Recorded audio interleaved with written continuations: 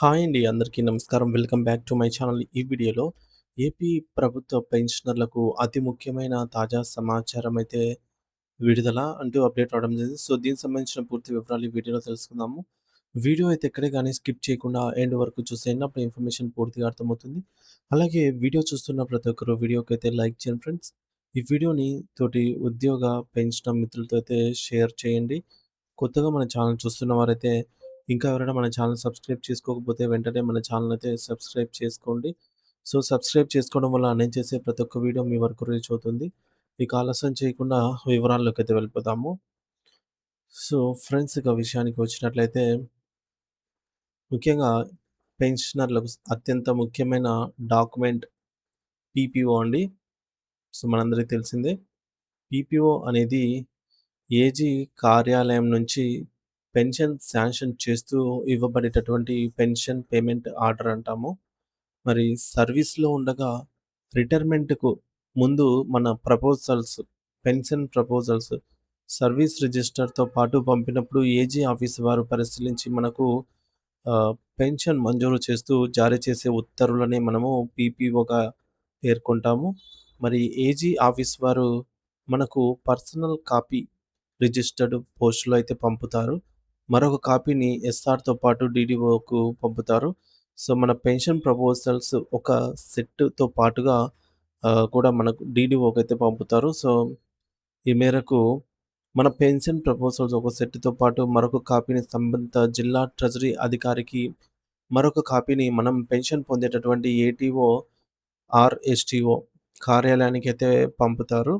మన personal copy మన sub treasury అధికారి వెరిఫై చేసి జిల్లా ట్రెజరీ అధికారి నుండి ఆమోదంతో వచ్చిన వివరాలతో సరిచూసుకొని పెన్షన్ చెల్లింపులకైతే ఉత్తర్వులు ఇస్తారు.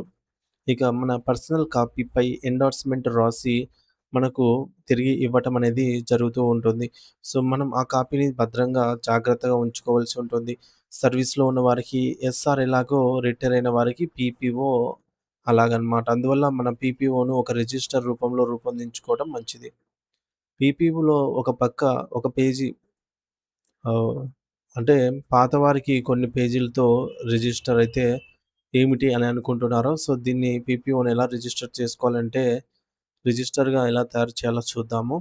ముందుగా మనం మొదటి పేజీగా మీ వివరాలనగా మీ పేరు, రిటైర్మెంట్ అయిన తేదీ, మీ హోదా, కార్యాలయము, అలాగే రిటైర్ అయినప్పటి pay, pay scale, pay grade, చిరునామా, పుట్టిన తేదీ, retirement address, mobile number, Aadhaar number, pan number, blood group, bank ఖాతా నంబరు, అలాగే బ్రాంచ్ వంటి పర్సనల్ డీటెయిల్స్ వివరాలన్నీ కూడా అందంగా టైప్ చేసి గానీ, మీరు మొదటి పేజీకి ఆహ్, ఈ విధంగా ఈ డీటెయిల్స్ అన్నీ గూడా మొదటి పేజెస్‌లో నింపండి ఫ్రెండ్స్. ఒక ఏ4 షీట్ సైజు ఆహ్, పేజ్ తీసుకోవాలని జెప్పేసి.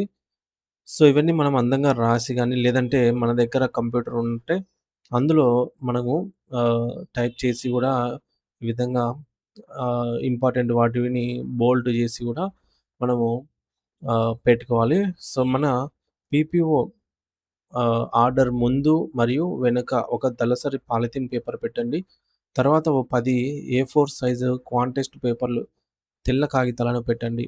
మీ Aadhaar, pension pension bank passbook మొదటి పేజీ, మొదటి 2 పేజీలు, అలాగే PAN copy, EHS card scan or xerox కాపీలు పెట్టండి.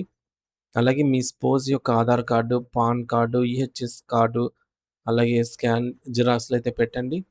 ఆ తర్వాత ఓ 4 వైట్ పేపర్స్ పెట్టి అందమైన గా తయారు చేయించి మన వద్ద భద్రంగా అయితే ఉంచుకోండి. సో, ఈ యొక్క పీపీఓ రిజిస్టర్ యొక్క ఉపయోగం ఏమిటి? ఇంత చేయడం వల్ల అని అంటే రివైజ్డ్ పెన్షన్ ఫిక్సేషన్ అంటే PRC fixation, quantum of pension మంజూరు వంటి అంశాలను ఈ యొక్క బుక్‌లో రికార్డు చేసే వీలుంటుంది. మరి పెన్షనర్ తదనంతరం ఫ్యామిలీ పెన్షన్ మంజూరుకు ట్రెజరీ వారు పీపీఓ ఒరిజినల్ ఇవ్వమని అయితే అడుగుతూ ఉన్నారు. సో, మనం ఏదైనా కారణం చేత పీపీఓని కోల్పోతే ఈ మేరకు ఎస్టీఓ ద్వారా డీటీఓ గారికి నిర్ణీత ఫీజును చెల్లించి మనము మళ్ళీ డూప్లికేట్ పీపీఓ కోసము దరఖాస్తు చేసుకొని డూప్లికేట్ పీపీఓను పొందే వీలైతే ఉంటుందన్నమాట. ఇకపోతే మన యొక్క పీపీఓలో ఏమేమి అంశాలు ఉంటాయి? అందులో అందరూ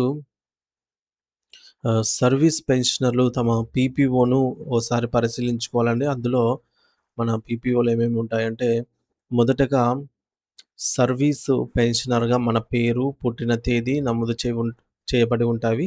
అవి సరిగ్గా నమోదయ్యాయా లేదా అనేది పరిశీలించండి. తర్వాత రెండోది మన పీపీఓలో స్పౌస్, ఫ్యామిలీ పెన్షనర్ పేరు, పుట్టిన తేదీలు నమోదై ఉంటాయి. ఆ వివరాలు గూడా కరెక్ట్‌గా ముద్రించబడాయా లేదా అనేది పరిశీలించండి. తర్వాత మూడవ అంశము పీపీఓలో spouse family pensioner date of birth ఖచ్చితంగా నోట్ చేయబడి ఉందా లేదా అనేది ఉంటే కరెక్ట్‌గా ఉందా? లేదా తప్పేమన్నా పడిందా? అనేది ఖచ్చితంగా చూడండి. చెక్ చేయండి. తర్వాత నాలుగోది మన పీపీఓలో service pension, SP, enhanced family pension, EFP అలాగే ఫ్యామిలీ పెన్షన్ అనే 3 అంశాలు ఉంటాయన్నమాట. మరి వాటి ఎదురుగా వచ్చే మొత్తం నోట్ చేయబడి ఉంటుంది. మరి అవి కూడా ఆహ్, గుర్ గుర్తించండి ఫ్రెండ్స్. గమనించండి వాటిని కూడా. ఇక మొదటిది సర్వీస్ పెన్షన్. సో, మనకు ముఖ్యమైనది సర్వీస్ పెన్షన్ అన్నమాట మనకొచ్చేది. ఇది మన లెంగ్త్ ఆఫ్ సర్వీస్ అలాగే బేసిక్ పే ఆధారంగా నిర్ధారించబడుతుంది. సర్వీస్ పెన్షనర్ జీవించి ఉన్నంత కాలం ఈ బేసిక్ పెన్షన్ దానిపై ఇతర అర్హత గల అలవెన్స్‌లు చెల్లించబడతాయి. అలాగే పీఆర్‌సీ అమలైనప్పుడు మన సర్వీస్ పెన్షన్ అనేది పీఆర్‌సీతో పాటుగా రివైజ్డ్ చేయబడుతుంది. తర్వాత తదుపరి రెండవ కాలంలో మనకు ఎన్హాన్స్డ్ ఫ్యామిలీ పెన్షన్ అంటే ఈఎఫ్‌పీ అనేది ఉంటుంది. సో, ఉద్యోగి లేదా సర్వీస్ పెన్షనర్ ఒకవేళ మరణిస్తే వారి ఫ్యామిలీకి ఫ్యామిలీ పెన్షనర్‌కి ఇచ్చేదాన్నే ఎన్హాన్స్డ్ ఫ్యామిలీ పెన్షన్ అంటాము. సో, వివరంగా చెప్పాలంటే ఒక ఉద్యోగి సర్వీస్‌లో ఉండగా మరణించినా, లేదా పెన్షనర్‌గా ఉండి మరణించినా సరే వారి వారసులకు కొంతకాలం పాటుగానే ఈ యొక్క ఈఎఫ్‌పీ అనేది ఇస్తారండి. ఎన్హాన్స్డ్ ఫ్యామిలీ పెన్షన్ అనేది కొంతకాలం మాత్రమే అనేది మనము గుర్తుంచుకోవాలి. సో, ఎందుకంటే రిటైర్మెంట్ వయస్సు 58 ఏళ్లుగా ఉన్న ఉద్యోగి ఉద్యోగంలో ఉండగా మరణిస్తే ఆయనకు 67 సంవత్సరాలు వచ్చే వరకు, లేదంటే 10 సంవత్సరాల వరకు ఏది ముందు వస్తే అంతవరకు మాత్రమే ఈ యొక్క ఈఎఫ్‌పీ అనేది మనకు దక్కుతుందనమాట. ఇక రిటైర్ అయిన సర్వీసు పెన్షన్ పొందుతూ మరణిస్తే సర్వీస్ పెన్షనర్ మరణిస్తే ఆయనకు 67 సంవత్సరాలు వచ్చే వరకైనా, లేదంటే 7 సంవత్సరాలు వరకు ఏది ముందైతే అది అంతవరకు ఈ యొక్క ఫ్యామిలీ పెన్షనర్‌కు పూర్తి పెన్షన్ చెల్లిస్తారు. దీన్నే మనం ఎన్హాన్స్డ్ ఫ్యామిలీ పెన్షన్ అని అంటాము. అది ఎప్పటి వరకు చెల్లించబడేది మన పీపీఓ రికార్డ్‌లో అయితే ఆహ్, ఈ మేరకు రికార్డ్ చేయబడి ఉంటుందన్నమాట మన పీపీఓ కాపీలో. ఇక 2020 పీఆర్‌సీలో కూడా దీనిని నిర్ధారిస్తూ ప్రభుత్వం సర్క్యులర్ మెమో కూడా జారీ చేసింది. మరి మూడవ పెన్షన్ రకం ఏందంటే ఫ్యామిలీ పెన్షన్. ఇది సర్వీసు పెన్షనర్ మరణిస్తే వారి వారసులకు ఇచ్చేదే ఫ్యామిలీ పెన్షను. దీనిపై డీఆర్, ఐఆర్ వంటివి చెల్లించబడతాయన్నమాట. పీఆర్‌సీ ఇంప్లిమెంట్ అయినప్పుడు ఇక్కడ కూడా అప్లికబుల్ అవుతుంది. ఇక సర్వీసు పెన్షనర్ లాగానే వీరికి కూడా పీఆర్‌సీలో బేసిక్ పే రివైజ్డ్ చేయబడతాయి. ఫ్యామిలీ పెన్షనర్‌లకు కూడా వారి వయసు ఆధారంగా అడిషనల్ క్వాంటమ్ ఆఫ్ పెన్షన్ అనేది చెల్లించబడుతుందన్నమాట. సో, మరి ఈ అంశాలు మీ యొక్క పీపీఓలో కరెక్ట్‌గా ఉంటే సంతోషమే అండి. ఒకవేళ కరెక్ట్‌గా లేకపోతే ఏమవుతుందిలే అనే ధోరణితో వద్దు. సో, వాటిని సరి చేయించుకోవాల్సిందే. లేనిచో మన తదనంతరం ఆహ్, అంటే మన వారికి ఫ్యామిలీ పెన్షన్ రావటంలో గానీ, లేదంటే ఏక్యూపీ అదనపు క్వాంటమ్ ఆఫ్ పెన్షన్ విషయంలో గానీ ఇబ్బందులు పడవలసయితే వస్తూ ఉంటుందనమాట. ఇకపోతే ఉదాహరణకు ఇటీవల ఒక సర్వీసు పెన్షనర్ అయితే మరణించారండి. మరి వారి వారసులు ఎస్టీఓ గారిని కలిసి ఫ్యామిలీ పెన్షన్ మంజూరు చేయమనైతే దరఖాస్తు అయితే ఇచ్చారనమాట. ఎస్టీఓ గారు పీపీఓ చూడగా అందులో పీపీఓలో సామ్రాజ్యం అనైతే పేరు ఉంది.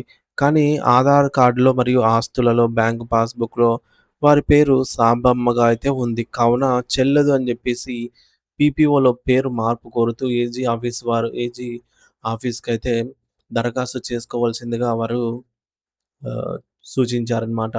మరి మన వారసుల కోసం మనం ముందుగానే ఇటువంటివి సరిచేయించుకోవడం అనేది ఉత్తమము. అలాగే సులువు కూడా అనమాట. అలాగే స్పౌస్ లేదా ఫ్యామిలీ పెన్షనర్ పేరు గనక సరిగ్గా లేకపోతే తగిన ఆధారాలతో మనం చివర రిటైర్ అయిన చోట డీడీఓ ద్వారా పీపీఓలో పేరు సరిచేయమని దరఖాస్తు నోటు, దరఖాస్తుతో పాటు ఎస్ఆర్, అలాగే ఒరిజినల్ పీపీఓ, ఈజీ ఆఫీస్‌కు మన యొక్క డీడీఓ ద్వారా అయితే పంపవచ్చనమాట. దరఖాస్తు పంపి సరి చేయించుకోవాలనమాట ఏజీ ఆఫీస్‌కి. ఇక డేట్ ఆఫ్ బర్త్ ఒకవేళ తప్పు ఉన్నట్లయితే, డేట్ ఆఫ్ బర్త్ విషయంలో స్పౌస్ ఆర్ ఫ్యామిలీ పెన్షనర్ యొక్క డేట్ ఆఫ్ బర్త్ గనక ప్రపోజల్ పంపు సమయంలో ఖచ్చితంగా నోట్ చేసి ఉండాలి. అది అదే అన్నిటికి ప్రమాణం అవుతుందండి. మళ్ళీ మార్చేదానికి ఉండదనమాట. డేట్ ఆఫ్ బర్త్ అనేది వన్స్ మనము ఫిక్స్ చేసి అదే ఒకసారే అనమాట. సో, రెండోసారి మార్చేదానికైతే ఉండదనమాట. అలా మారిస్తే అడిషనల్ క్వాంటమ్ ఆఫ్ పెన్షన్ అది ఎప్పటికి రాదు.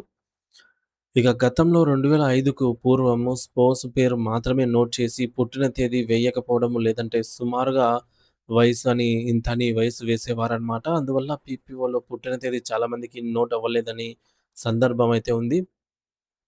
మరి డేట్ ఆఫ్ బర్త్ నోటు కాకపోయినా, తేడాగా పడిన సంబంధిత ధృవీకరణ పత్రాలతో అనగా స్టడీ సర్టిఫికేట్, ఫ్యామిలీ పెన్షనర్ యొక్క స్టడీ సర్టిఫికేటు, ఆధారు, పాను, వైద్యుడు ధృవీకరించినటువంటి వయస్సు నిర్ధారణ పత్రాన్ని ఇటువంటివన్నీ గూడా జత చేసి, పీపీఓ నకలు గూడా జత చేసి సంబంధిత ఎస్‌టిఓ గారిని కోరితే నమోదు చేస్తారు. లేదా ఐఎఫ్ఎంఎస్‌లో ఆహ్, ట్రెజరీ సైట్‌లో గూడా ఒక ఇన్సిడెంట్ రైజ్ చేస్తే సరిచేస్తారండి. ఇవి సర్వీస్ పెన్షనర్ జీవించి ఉండగానే సరి చేయించుకోవడము ఎంతో ఉత్తమము. తెలివైన పని కూడా.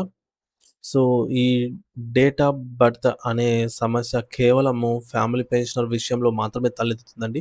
ఎందుకంటే సర్వీస్ పెన్షనర్‌కు ఈ ఇబ్బంది ఉండదు. ఎందుకంటే వారికి సర్వీస్‌లో జాయిన్ అయ్యేటప్పుడే కరెక్ట్ డేట్ ఆఫ్ బర్త్ అనేది ఉంటేనే తీసుకుంటారు కాబట్టి. ఇక గమనిక ఏంటంటే, మనం పెన్షన్ ప్రపోజల్స్‌లో పంపు సమయంలో పుట్టిన తేదీ అనేది ఖచ్చితంగా ఇవ్వాల్సి ఉంటుందండి. సో, అలా ఇచ్చిన తేదీ తర్వాత మార్పు చేయాలనుకుంటే అది చెల్లదు. ఇందాక మనం చెప్పుకున్నట్టుగా డేట్ ఆఫ్ బర్త్ అనేది మార్చలేమనమాట. సో, ఒకవేళ మార్చితే ఎప్పటికీ ఏక్యూపీ అనేది రాదు. సో, అదైతే గుర్తుపెట్టుకోండి. సో, అలా మార్పు చేసి అడిషనల్ క్వాంటమ్ ఆఫ్ పెన్షన్ పొందినటువంటి చాలామంది ఎఫ్‌పి అంటే ఫ్యామిలీ పెన్షనర్లు రికవరీ చెల్లించిన సందర్భాలంటే తిరిగి మళ్ళీ ప్రభుత్వం రికవరీ చేస్తుందనమాట. అలాంటి సందర్భాలు కూడా చాలా ఉన్నాయి. కావున ఈ విషయంలో ఖచ్చితంగా అయితే ఉండాల్సిన అవసరం ఎంతైనా ఉంది. ఇక పెన్షనర్ వారి యొక్క పీపీఓలో స్పౌస్ పేరు తేడా పడినా, లేదంటే స్పెల్లింగ్ గనక తేడా పడినా, సర్‌నేమ్ మాత్రమే ఉండి అసలు పేరు నమోదు కాకపోయినా, లేదా స్పౌస్ యొక్క డేట్ ఆఫ్ బర్త్ అస్సలు నమోదు కాకపోయినా, లేదా తేడా తేడా పడినా, వీటిని పీపీఓలో సరిచేయించుకోవాల్సి ఉంటుందండి. మనం రిటైర్మెంట్‌కి ముందు పెన్షన్ ప్రపోజల్స్ ఎస్ఆర్‌తో పాటు జత చేసి హెచ్ఓడి ద్వారా ఏజీఆర్ స్టేట్ ఆడిట్ ఆఫీస్‌కైతే ఆమోదం కోసం పంపడం జరుగుతుంది. అలా పంపే ప్రపోజల్స్‌లో స్పౌస్ పూర్తి నేము, డేట్ ఆఫ్ బర్త్, అలాగే Aadhaar card number, pan number, TC, study సర్టిఫికేట్‌లలో ఒకే విధమైన నేమ్ ఉండేలాగా చూసుకోవాల్సి ఉంటుందండి. మరి ఈ విధంగా డేట్ ఆఫ్ బర్త్, నేమ్ అనేవి కరెక్ట్‌గా ఉండేలా చూసుకోవాలి. ఎస్ఆర్‌లో ఫ్యామిలీ మెంబర్ డీటెయిల్స్ పూర్తి వివరాలతో నమోదు చేయించుకోవాల్సి ఉంటుంది. వీటి ఆధారంగా పెన్షన్ ప్రపోజల్స్‌లో డిస్క్రిప్టివ్ రోల్స్ తయారు చేయటం జరుగుతుందనమాట. కావున పీపీఓలో పేరు, డేట్ ఆఫ్ బర్త్ కరెక్ట్‌గానే నమోదు అయిన వారు వారి యొక్క ఎస్ఆర్ పెన్షన్ ప్రపోజల్‌లో ఉన్న వివరాలు, పీపీఓ వివరాలు స అంటే చెక్ చేసుకోండి. పక్క పక్కన పెట్టి 2 ఒకటేలాగా ఉంటే సంతోషమేండి. లేకపోతేనే ఇబ్బంది అనేది తలెత్తుతుంది. ఇక ఈ క్రింది 2 అంశాలు కూడా చూడండి ఫ్రెండ్స్. మీరు పంపినటువంటి పెన్షన్ ప్రపోజల్స్‌లో కరెక్ట్‌గా ఉండి, పీపీఓలో గనుక ఏమన్నా తేడాగా నమోదై ఉన్నచో, మీరు ఆ వివరాలను తెలియజేస్తూ ఒక లెటర్ ఏజీ గారిని ఉద్దేశిస్తూ రాసి ఒక ఒరిజినల్ ఎస్ఆర్, పీపీఓ, మీ వద్ద ఉన్న pension proposal set xerox attach చేసి మీరు రిటైర్ అయిన కార్యాలయాధిపతి ద్వారా రుజుమార్గంలో ఈజీ ఆఫీస్ హైదరాబాద్ వారికి పంపుకోవాల్సి ఉంటుంది. వారు వెరిఫై చేసి రివైజ్డ్ పీపీఓ అనేది పంపుతారు.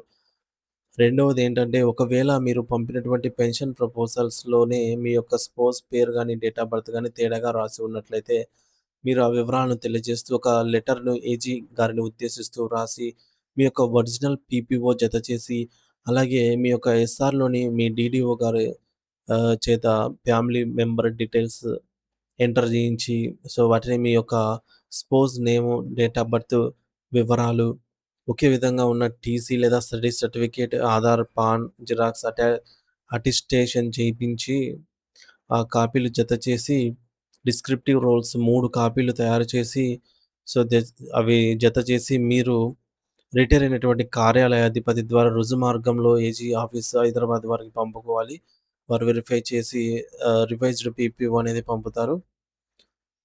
ఇకపోతే ఒకవేళ మీ స్పోజ్ పేరు గతంలో ఉన్న పేరును ప్రస్తుతం మార్చుకొని ఉంటే, మరో పేరు పెట్టుకొని ఉంటే, ఆ పేరు పీపీఓలో నమోదు చేయించుకోవాలనుకుంటే ఆహ్, నోటరీ అఫిడవిట్, దినపత్రికలో ప్రకటన, గెజిట్ పబ్లికేషన్ కాపీలు ఎస్ఆర్‌కు జతచేసి హెచ్ఓడి ద్వారా రుజుమార్గంలో ఏజీ ఆఫీస్‌కి దరఖాస్తు ద్వారా అయితే పంపాలి.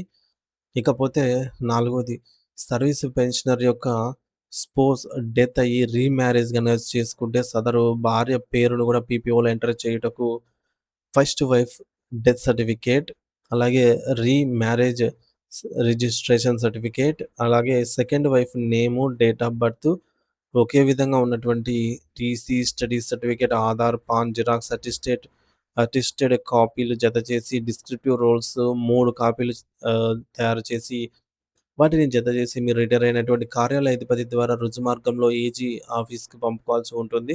వారు వెరిఫై చేసి, సరి చేసి రివైజ్డ్ పీపీఓ అనేది పంపుతారు.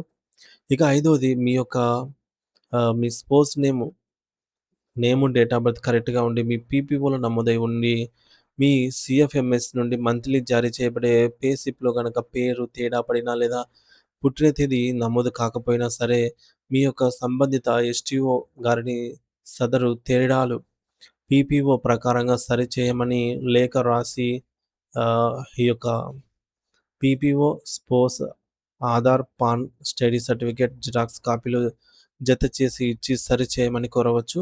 సో, వారు పరిశీలించి అయితే సరిచేస్తారనమాట. ఇకపోతే పీపీఓపై మరిన్ని వివరాలు మీ వద్ద ఉంటే అవి కూడా ఈ వీడియో కింద కామెంట్ బాక్స్‌లో అయితే కామెంట్ ద్వారా తెలియచేయండి ఫ్రెండ్స్. మన వారికి అవి ఉపయోగపడగలవు. సో, ఈ వీడియో ఇంతే ఫ్రెండ్స్. వీడియో నచ్చినట్లయితే తప్పనిసరిగా లైక్ చేయండి. అలాగే ఈ వీడియోని అయితే తోటి సర్వీస్ అండ్ ఫ్యామిలీ పెన్షనర్ మిత్రులతో అయితే షేర్ చేయండి. Thank you for watching this video.